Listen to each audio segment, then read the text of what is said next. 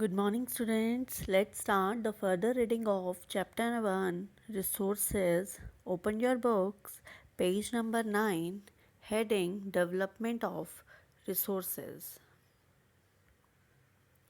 Development of resources.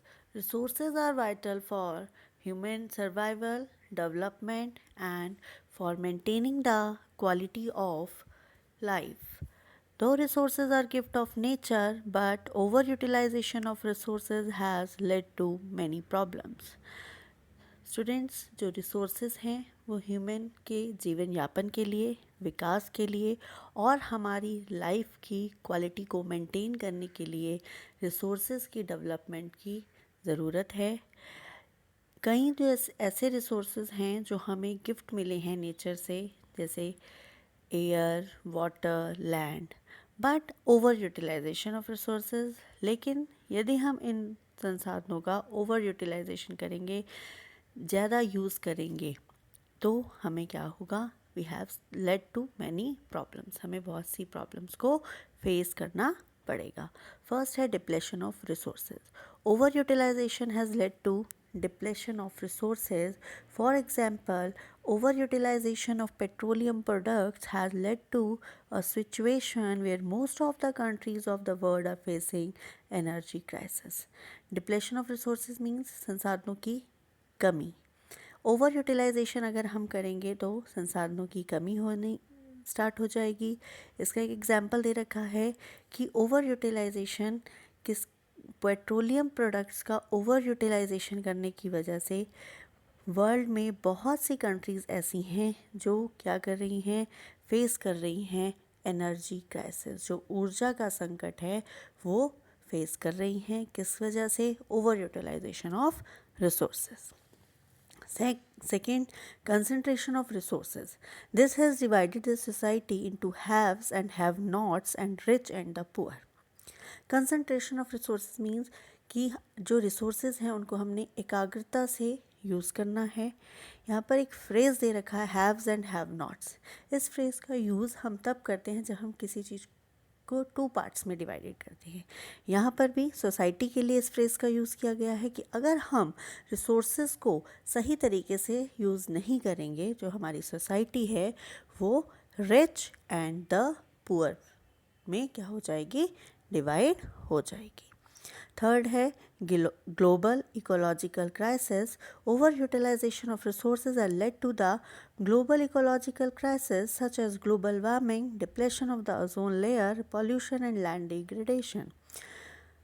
वैश्विक पारिस्थितिक संकट मतलब हमारे पूरे उसमें क्या है, जो इन्वायरमेंट है उसमें संकट आएगा। किस वजह से? अगर हम रिसोर्सेज को सही तरीके से यूटिलाइज नहीं करेंगे। तो क्या क्या प्रॉब्लम आ सकती हैं? Global warming, depletion of the ozone layer, pollution बढ़ेगा और लैंड डिग्रेडेशन।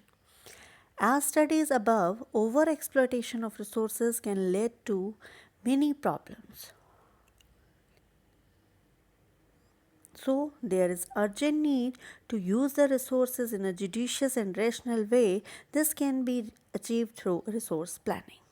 जैसे कि हमने पढ़ा ऊपर कि अगर हम रिसोर्सेज का ओवर यूटिलाइजेशन करेंगे, ओवर एक्सप्लॉयटेशन करेंगे, तो हमें बहुत सी प्रॉब्लम्स फेस करनी पड़ेंगी और ये हमारे लिए बहुत ज़रूरी है कि हम रिसोर्सेज को सही तरीके से यूज़ करें। और ये हम किस तरीके से अचीव कर सकते हैं? Through the resource planning. Further हम रीड करेंगे रिसोर्स प्लानिंग.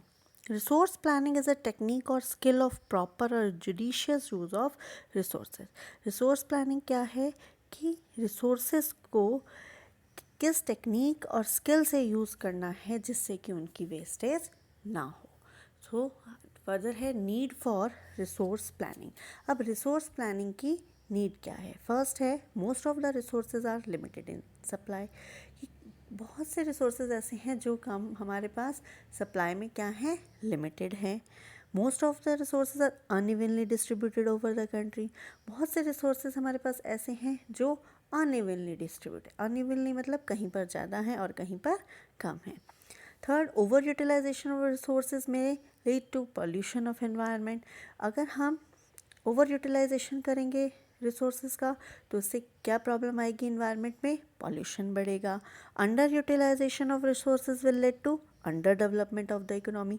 अगर हम रिसोर्सेज का कम यूज़ करेंगे तब भी प्रॉब्लम आएगी, हमारी इकोनॉमी क्या नहीं होगी, डेवलप नहीं होगी। तो हमने प्रॉपर तरीके से यूज़ करना है, ना ही तो ओवर यूटिलाइजेशन करना है, ना ही under utilisation. Fifth, there is a need to plan human resource because only when we would be able to develop our natural resources. हमें सबसे ज़्यादा नीड किसको प्लान करने की है, human resources. As we know कि ह्यूमन देमसेल्फ एक resource है, ह्यूमन ही एक ऐसा रिसोर्स है जो अपनी स्किल नॉलेज को यूज़ करता है, टेक्नोलॉजी लगाता है और फिर क्या करता है, वो नेचुरल रिसोर्सेज को मोर यूज़फुल बनाता है। Sixth, planning of resource is also required to become self-dependent. अगर हम resources को प्लान करके यूज़ करते हैं तो हम क्या बनते हैं, सेल्फ डिपेंडेंट। सेल्फ डिपेंडेंट मतलब जैसे हमारी कंट्री इंडिया है, तो हम अगर रिसोर्सेज को सही तरीके से यूज़ करेंगे तो हमें दूसरी कंट्रीज़ पे डिपेंड नहीं होना पड़ेगा। Seventh, we have inherited the resources, so it is our duty to pass on these resources to the next generation. हमें ये जो resources हैं क्या मिले हैं, विरासत में मिले हैं, और ये हमारी ड्यूटी बनती है कि हम प्रेजेंट में इनका इस तरीके से इस्तेमाल करें कि हमारी जो आने वाली नेक्स्ट जनरेशन है वो भी इन रिसोर्सेज को क्या कर सके, यूज़ कर सके।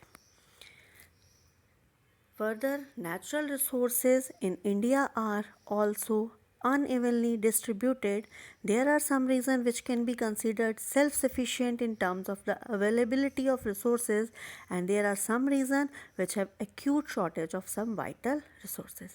जो natural resources हैं हमारे air, water, land, वो भी unevenly distributed हैं, मतलब कहीं पर वो ज़्यादा है और कहीं पर कम है। कई जगहें ऐसी हैं, कई रीजन्स ऐसे हैं जहाँ पर सभी नेचुरल रिसोर्सेज बहुत ज़्यादा क्वांटिटी में अवेलेबल हैं, लेकिन कई रीजन्स ऐसे हैं जहाँ पर उनकी बहुत ज़्यादा शॉर्टेज है। For example, the state of Jharkhand, Chhattisgarh and Madhya Pradesh are rich in minerals. जो स्टेट्स हैं हमारी झारखंड, छत्तीसगढ़ एंड मध्य प्रदेश, ये सब किस में रिच हैं, मिनरल्स में, स्पेशली कोल और आयरन और deposits. Next, Arunachal Pradesh has abundance of water resources but lack in infrastructure development. जो अरुणाचल प्रदेश है उसके पास वाटर रिसोर्सेज बहुत ज़्यादा मात्रा में है, लेकिन उनके पास किसकी कमी है, इंफ्रास्ट्रक्चर डेवलपमेंट की, कि वो उस पर इंफ्रास्ट्रक्चर नहीं कर पा रहे हैं, मतलब डैम्स नहीं बना पा रहे हैं, स्टोरेज नहीं बना पा रहे वाटर को स्टोर करने के लिए। ये प्रॉब्लम उनके पास है कि उनके पास वाटर रिसोर्सेज तो हैं लेकिन इंफ्रास्ट्रक्चर डेवलपमेंट करने के उनके पास रिसोर्सेज नहीं हैं। The state of Rajasthan is very well endowed with solar and wind energy but lacks in water resources. जो हमारे स्टेट हैं राजस्थान, उसके पास सोलर और विंड एनर्जी बहुत ज़्यादा है, लेकिन उनके पास क्या कम है, water resources. Next, the cold desert area of Ladakh is relatively isolated from rest of the country. जो हमारा कोल्ड डेजर्ट एरिया है लद्दाख, वो relatively rest of the country से अलग है। आइसोलेटेड मतलब अलग है, क्यों, due to the lack of means of transportation और कम्युनिकेशन, क्योंकि वहाँ पर किसके साधन कम हैं, ट्रांसपोर्टेशन और कम्युनिकेशन के साधन कम हैं, जिस वजह से जो लद्दाख है वो रेस्ट ऑफ द कंट्री से बिल्कुल आइसोलेटेड है। So further we read the role of technology in resources development.